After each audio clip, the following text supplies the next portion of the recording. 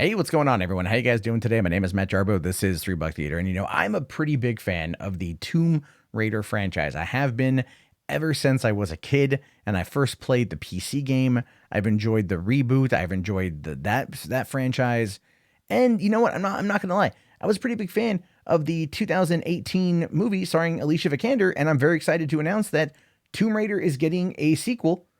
It's got a new director, and it's got a 2021 release date. Now, the 2021 release date, I'm not too sure how much I like that, mostly because the Shadow of the Tomb Raider, the final game in the reboot series, that came out last fall. It did okay, but it didn't do as well as it could have.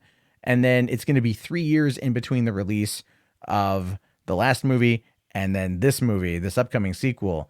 And the director is maybe not the best person for the job, but we'll have to talk about that here in a second. So, according to the screen right here, the Alicia Vikander-led Tomb Raider movie reboot sequel has gotten both a director and official release date.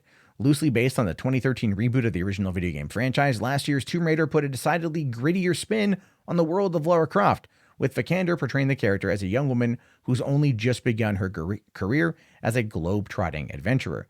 The film drew mixed reviews and was criticized for its uninspired origin story, but praised for not objectifying Vikander and delivering impressively rough and tumble action sequences.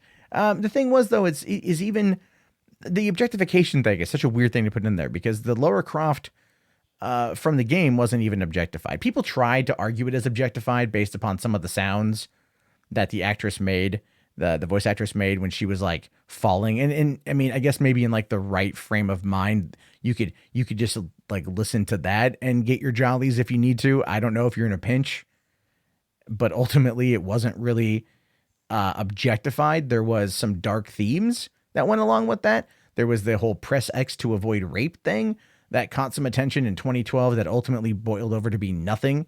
It was actually meant to be a very significant moment in her character development because she is being attacked right there. A guy is threatening her and she ultimately kills him. That was her first kill. It was a very symbolic moment that she kills to protect herself, and she had no choice in that moment. So and it wasn't portrayed in the movie. It wasn't, and I'm okay with that. But I really enjoyed the film for what it was. I really liked what they did with it, and I thought that trying to, tell the story of the first game and do it thematically worked out okay. Now, it says here that while it performed softer than expected in the US, Tomb Raider went on to gross worldwide $275 million to more than cover its production budget, around $100 million. And though it took a while for MGM to make the logical step forward, the studio recruited writer Amy Jump to write the Tomb Raider 2 script earlier this year. Now Jump's frequent collaborator and husband, filmmaker Ben Wheatley, has joined the sequel as a director.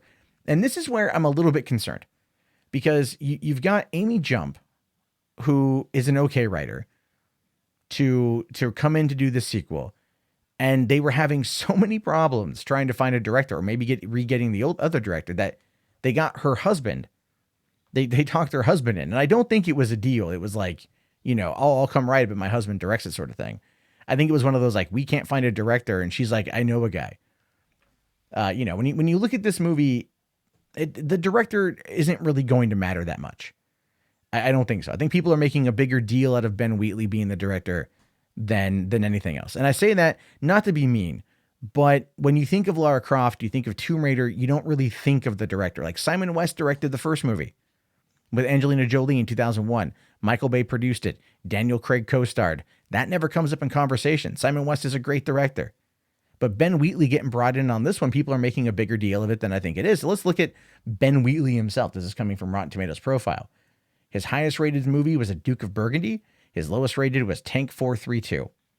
Never heard of either of them. Never going to see either of them. But the two that he might be known more, the ones that you might know him for, are High Rise, which came out in 2011, saying here that it may not live up to its classic source material, but it still offers an energetic, well-acted, and thought-provoking take on its timely socioeconomic themes.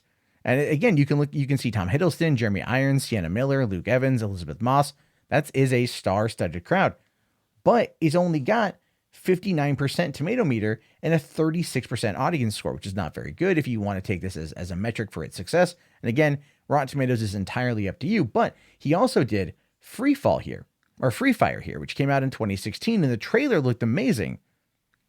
But it still just kind of came out as being relatively middle of the road. saying that Free Fire aims squarely for genre thrills and hits its target repeatedly and with great gusto, albeit with something less than pure cinematic grace. And it was a movie, about an arms deal gone wrong in a warehouse. Kind of like Reservoir Dogs, but just nowhere near as interesting or timeless as Reservoir Dogs. But compare that to this one, to Tomb Raider from 2018. A 52% tomato meter, a 55% audience score, roughly around the same people viewed on each one. So maybe this is just kind of his niche. Maybe that's where he just rests, is in that particular area. And the critical consensus here is that Tomb Raider reboots a franchise with more grounded approach and a star who's clearly more than up for the task, neither of which are well served by an uninspired origin story. Well, the origin story was from the game. I mean, it was pretty much from the game, with a few liberties here and there, but nothing that was that bad. But the truth of the matter is this: I enjoyed it. I like her in the role. I think she embodies what the reboot franchise was trying to do. It had some good action. It had some good laughs with Nick Frost's cameo appearance. There were some good elements to it. Is this one going to be better? I don't know. Is the writer husband combo for writer director, marriage couple combo going to be good? I don't know. It can't be any worse, I'll tell you that. But then I have to ask the question, which one are they going to adapt? Is it going to be an original story going after Trinity?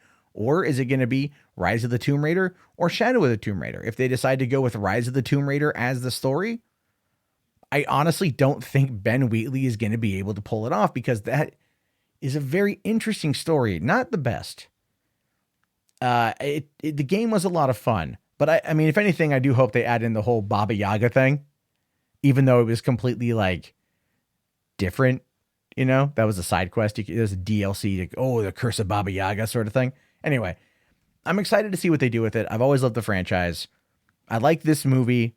I hope the director's good. I know I don't want to come across as too, what's the word I want to use? I don't want to come across as too pessimistic and naysayery over it, but it kind of seems like they had a middle of the road movie, and they got a middle of the road writer and a middle of the road director, and we just might get another middle of the road movie. And I hope that's not the case. I really do hope to be wowed. I hope that some risks are taken, and I hope that the movie is a lot of fun.